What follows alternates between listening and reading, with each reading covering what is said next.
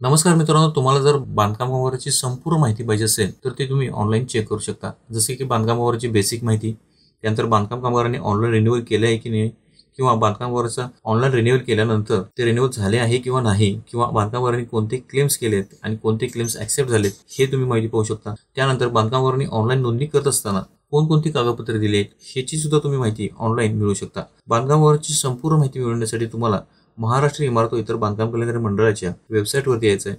या वेबसाईटवरती आल्यानंतर तुम्हाला या ठिकाणी construction profile worker log in या ऑप्शनवरती क्लिक करायचं आहे. आता या ठिकाणी तुम्हाला तुमचा आधार कार्ड नंबर टाकायचा आहे आणि खाली मोबाईल नंबर टाकायचा आहे आणि प्रोसीड टू फॉर्म या ऑप्शनवरती क्लिक करायचं आहे.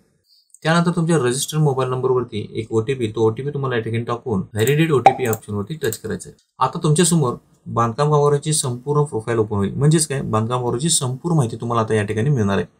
आता या ठिकाणी सर्वात पहिल्यांदा तुम्हाला बेसिक डिटेल्स, यामध्ये बांधकाम कामगाराचे नाव, त्याचा जन्मतारीख, त्याचा जेंडर, त्याचा Aadhaar card number, acknowledgement number, registration number, registration date, त्यानंतर त्याची कॅटेगरी, ॲप्लिकेशनचं स्टेटस, रजिस्ट्रेशनचं स्टेटस आणि रेक्स रिन्युअल डेट, ही बेसिक माहिती तुम्हाला या ठिकाणी बांधकामावरची मिळते.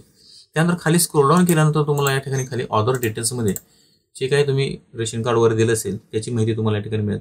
त्यानंतर डॉक्युमेंट्समध्ये तुम्हाला या ठिकाणी तुम्ही जे काही डॉक्युमेंट्स ऑनलाईन रजिस्ट्रेशन करताना दिलेले असतात ते सर्व डॉक्युमेंट्स तुम्हाला या ठिकाणी पाहायला मिळतात.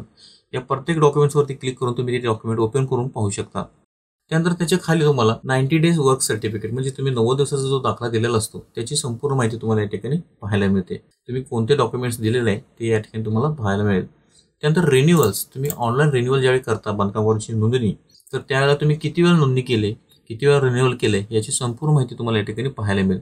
रिन्युअल्स तुमचा ॲक्सेप्ट झाला आहे की रिजेक्ट झाला आहे हे सुद्धा तुम्हाला या ठिकाणी पाहायला मिळते.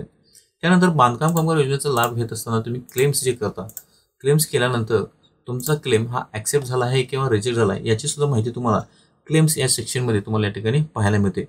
या ठिकाणी तुम्ही पाहू शकता आपला क्लेम जो आहे तो रिजेक्ट आहे. त्यानंतर खाली पेमेंट डिटेल्स, या ठिकाणी तुम्हाला तुम्ही जे कॅश रिसिप्ट जी असते तुम्हाला जी मिळते ती पेमेंटची रिसिप्ट तुम्ही या ठिकाणी प्रिंट करू शकता. त्यानंतर त्याच्या खाली रिन्युअल रिसिप्ट, म्हणजे ऑनलाईन रिन्युअल केल्यानंतर तुमची रिन्युअलची पावती तुम्ही या ठिकाणी प्रिंट करून डाउनलोड करू शकता.